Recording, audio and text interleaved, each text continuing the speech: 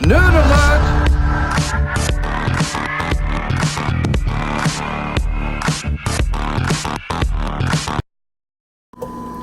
Hey everyone, it's Ricky from Android Nerds again. A few days ago, if you would have tuned in, we did our unboxing of our OnePlus One, and today we're just going to go through a couple more features and kind of the overview of the device. First of all, a lot of people were worried about the size of the device, which really isn't a big issue. Coming from a Nexus 5, it's a little bit longer, but not much wider if you have a decent case on it and you run the OnePlus One naked. I also carry a BlackBerry Z30, awesome phone every day for my for work. Again, too, pairing it, you're just looking at a little more height. It's not something that you're going to really notice as a massive bulge in your pocket, or trying to fit it in a purse or a bag if you're on the go. So you're really not going to see much difference that way. It is really nice and slim with the curved back. It does kind of make a difference. So let's just dig right into it. Favorite feature? Double tap to wake up. Slide down, get to your home screen. From there, kind of jump into some of the settings, because that's where we really want to see, because other than that, it's all just an interface. So standard Android settings for your network, stuff like that, and then once you really get into the personalization section, that's where it starts feeling like more like Cyanogenmod and not just another Android phone. The trebuchet launcher, you can have multiple launches on here. You can go to the settings, kind of play with it. Tells you, the nice thing is the thing like the version, stuff like that. Large icons, text font style, the drawer, how to make it done. A lot of customization that we're used to with Cyanogenmod. Lock screen settings, one of my favorite things. Button actions. I don't have them set up right now, just because I just put stock Cyanogenmod 11S back on this device. But you can tell it what you want your buttons to do while you have the device locked. Love it for quick launches. I know there are gestures for this phone on the screen, but they don't work all the time, or if they do, you still find yourself unlocking it. Camera widget, clock widget, custom stuff. Kind of set up how you want the clock to be, clock and alarm, weather panel, calendar events, keeps you on the go and informed without having to unlock your device. As most of us use on our Android themes. It's built right into the settings. You're not looking for a special launcher or add-on like Apex or Go themes or anything like that. It's all built right in, and they do have their own store built in. You can kind of go through and you can get more when you need to. Icon styles, wallpapers, lock screen, everything's right here. You're not trying to find a certain option. Everything's built in cleanly to the menus. Once we get to the interface, stuff I love is customizing my status bar. If you want to be a minimalist, you can really take it right down. I like having the brightness control when it's working. It's just a quick swipe on the top. Might have fat fingers. It doesn't work all the best for me. Notification count, so you can take off, so I don't have my Google saying 999 plus emails every day. And also something I love is the double tap to sleep. It avoids you having to wait for your screen to, time out on its own or press a power button. Saves a little battery that way. And then I haven't dug too much into expanded desktop, so we'll just kind of leave that be right now. Also, as I was just saying, the gestures. They're off right now, but you can draw a circle to launch the camera.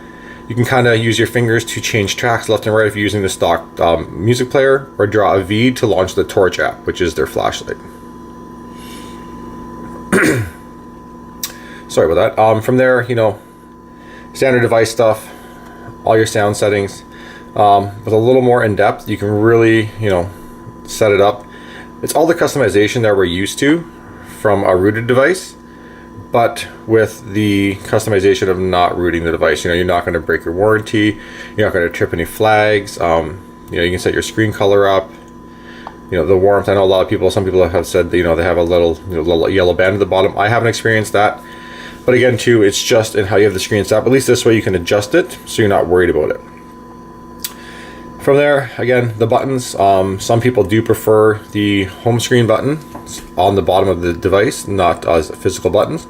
And you tap that, there you go. Best of both worlds. Also, the power menu, you can set up what you want it to do.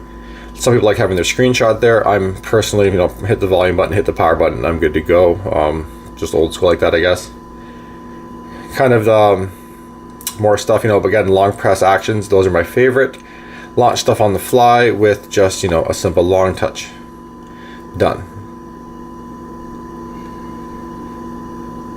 Short press was our standard. You know, you can set your volume buttons to wake it up if you're coming from another device that you're used to.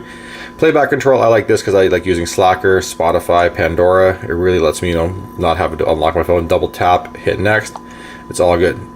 I don't like keyboard cursors. And also you can have it set to reorientate if you flip your device 180. Your volume keys will adjust to that, so you're not trying to fiddle what's up and what's down. From personal use, you know, you can set your profiles on and off for Cyanogen, your location. You can dig right into your security. A couple more things down here, you know, with trusted certificates, credentials.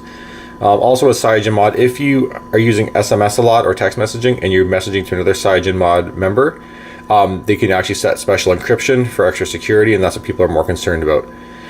Language and input, I default back to SwiftKey every time. I just love it. Can't get enough. It learns everything. So again, here all your accounts are very standard. The one thing you will see now is the Cyanogenmod account, because it is a Cyanogenmod phone. And the one thing you're going to see missing here is the actual super user stuff. Again, it is Cyanogenmod, but the phone is not rooted. The bootloader is locked, so you can root it. You can trip the flag, void your warranty. You don't need to if you're looking for that customization out of the box, which a lot of people are. Some people are scared to root their phones, but they still want to have all the fun that everybody else has. And this gives you the option.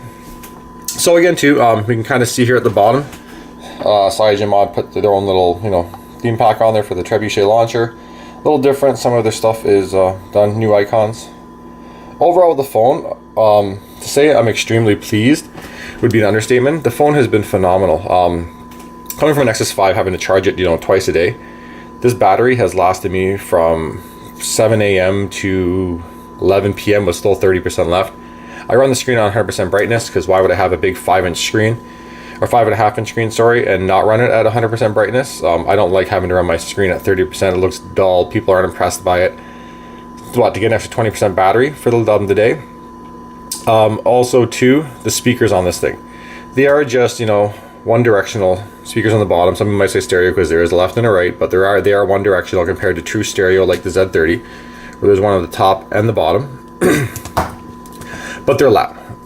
No distortion. I usually run them not even 100% volume because I don't need it to be. And I find myself not carrying a Bluetooth speaker around to listen on the go. The other thing that kind of bugged me at first, but I've gotten used to it, is the actual beveling of the screen. If you look here, the screen comes just a hair over the bottom bezel. At first I found it was an annoyance. I thought that it was going to crack easier or put it at risk, when it really hasn't. I've gotten used to it. It's just one of those design things that set it off. And again, too, the sandstone back is awesome. It feels weird the first day. You're like, why does my phone feel grippy? But it makes running it without a case or naked or in the nude a lot easier. It really, you know, you don't feel like it's going to slip out of your hand. Something like this, it's a very smooth back.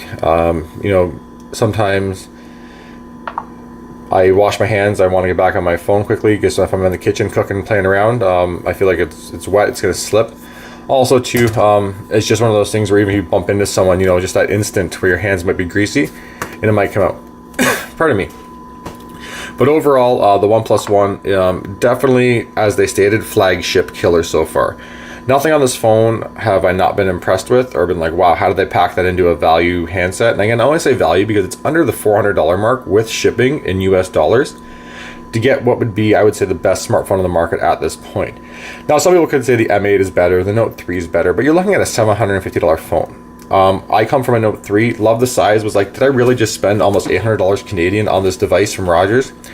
And I don't even use the stylus. I disabled all my Samsung UI widgets.